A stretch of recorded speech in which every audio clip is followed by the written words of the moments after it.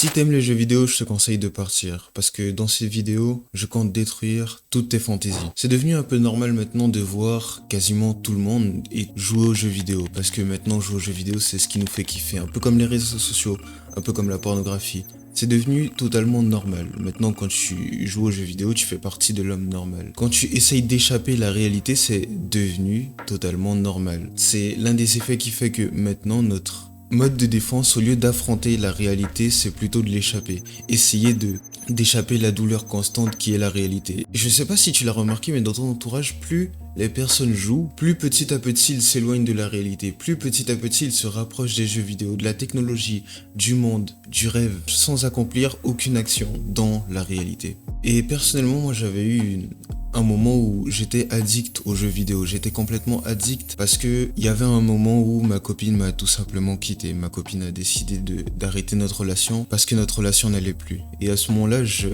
j'avais une douleur qui était constante. J'avais souvent l'habitude de stresser. Maintenant que ma copine n'était plus là, je stressais 2 fois plus. Je me sentais totalement seul. J'avais l'habitude de rester sur les réseaux sociaux et sur les jeux vidéo.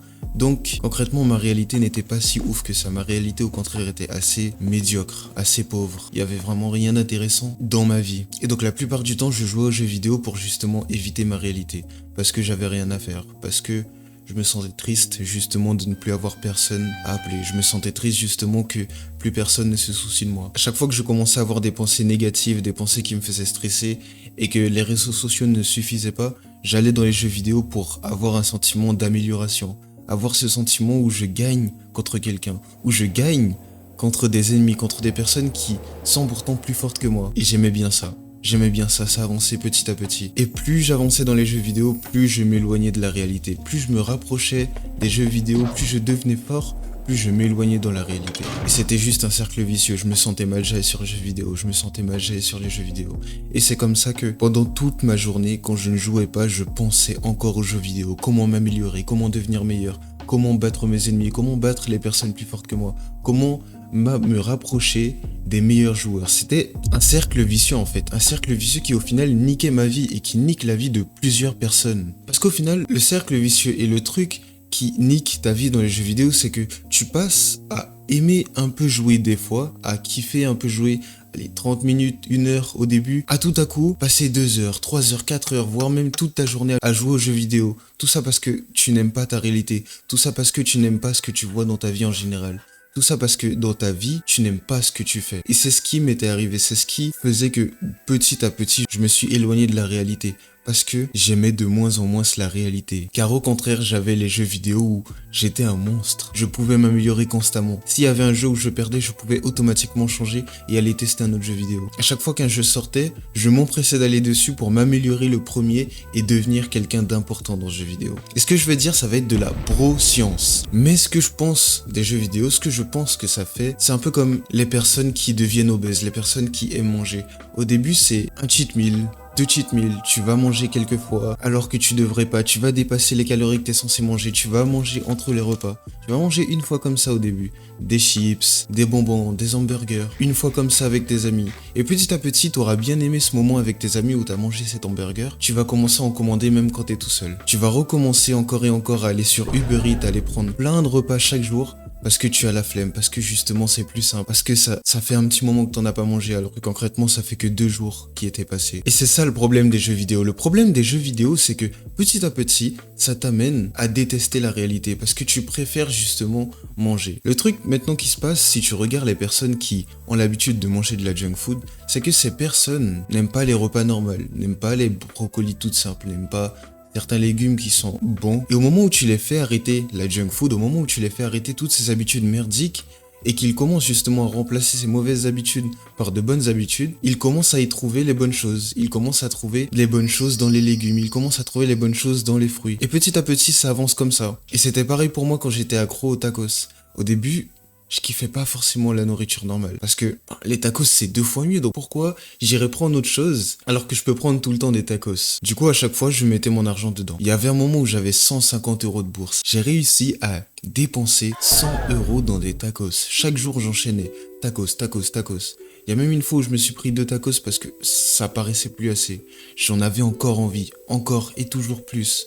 je montais en grade. Et c'est pareil pour les jeux vidéo. Les jeux vidéo, petit à petit, tu montes en grade. Tu montes avec les heures, tu montes avec les potes. D'un coup, tu jouais tout seul, tu t'améliorais tout seul, mais d'un coup, t'as des potes. Donc c'est 2 fois plus amusant parce que tu t'améliores avec des gens dans un jeu vidéo. Et donc tu passes encore plus de temps à jouer, tu passes encore plus de temps à te réveiller directement, allumer ton PC et ensuite aller sur Discord, appeler tes potes pour aller jouer toute la journée. Quand t'attends les vacances, c'est pour ça, c'est pour jouer. Parce qu'on aime tous ce sentiment d'importance, on aime tous être important, on aime tous avoir un impact, être fort, qu'on nous remarque. Mais le problème c'est que tout ça c'est un piège qui est fait justement pour que tu restes dans le jeu vidéo, comme pour YouTube, comme pour quand tu regardes ma vidéo. C'est un piège. YouTube, la raison pour laquelle YouTube t'as peut-être mis en avant ma vidéo, c'est parce que tout simplement, je fais partie de ces personnes qui t'aident à rester sur YouTube. C'est la même chose pour les jeux vidéo.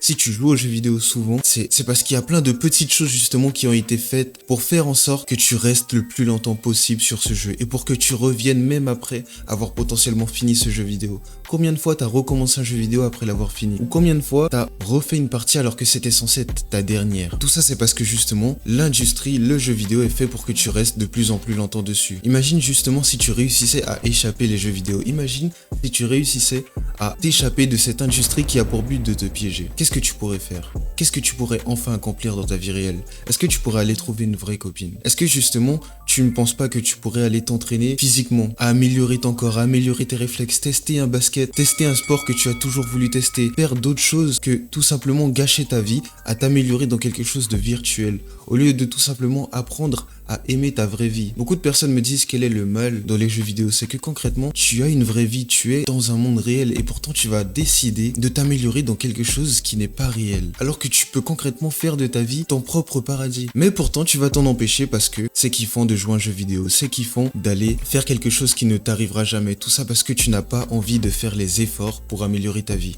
Alors que imagine si tu justement mettais en place les choses. Imagine si tu commençais à aller à la salle. Imagine si tu commençais à lire un livre et ensuite aller appliquer ce que tu as appris dans le livre dans la réalité. Imagine à quel point tu pourrais level up. Tu apprends quelque chose dans un livre. Tu apprends une nouvelle compétence.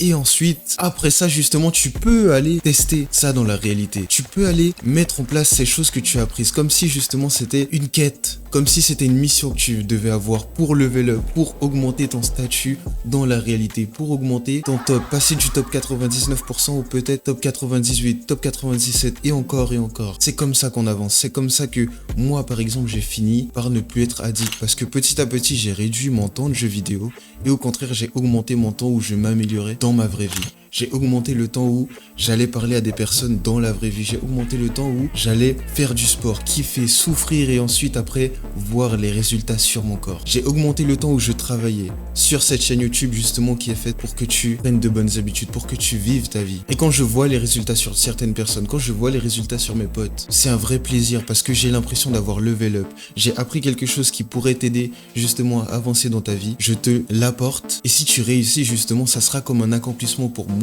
aussi. Et j'aurai l'impression de level up. Et tu peux faire la même chose avec ta propre chaîne YouTube, avec ta propre vie. C'est comme ça que tu level up dans la vraie vie. C'est comme ça que tu découvres de nouvelles choses. C'est comme ça que tu apprends à devenir maître de ta vie. C'est comme ça que tu apprends à apprécier la réalité. Maintenant, j'ai une étape que tu pourras appliquer dans ta vraie vie. Cherche quelque chose que tu as apprécié dans tes souvenirs. Cherche un moment spécifique que tu as apprécié. Identifie ce que c'était. Si c'était avec une personne, si c'était un endroit, si c'était avec ta famille, si c'était toi-même par rapport au fait que tu t'es amélioré. Mais tout ça, ça doit être dans la réalité. Et à partir du moment où tu as identifié cette chose, fais tout pour la recommencer. Fais tout pour retourner à cet même endroit, découvrir peut-être de nouvelles personnes. Si c'était passer du temps avec ta famille, renouer les liens avec ta famille. Et je sais que ça pourrait peut-être être compliqué, mais du coup, si tu ne peux pas faire ça, essaye d'aller trouver une alternative. Pour concrètement apprendre à quel point vivre ta vie, ça peut être une expérience incroyable. J'espère vraiment que cette vidéo t'aura aidé à atteindre ta quête de liberté et dans ton développement. Si elle t'a aidé, tu peux la partager à un ami. Parce qu'honnêtement, cette vidéo, je pense que même moi, je me suis surpassé. Tu peux regarder une autre vidéo parce qu'elles t'aideront sûrement aussi. Applique l'étape pour améliorer ta vie. Si tu veux enfin sortir de ce piège que les industries ont fait justement pour te rendre accro aux jeux vidéo, tu peux t'abonner, tu peux commenter, tu peux liker cette vidéo et tu peux rejoindre le serveur Discord pour trouver des personnes qui, comme toi, ont arrêté et maintenant vivent leur vie à 100%. Ou peut-être même qui sont en train de s'en rapprocher, tout comme moi. Continue de combattre même quand tout semble contre toi.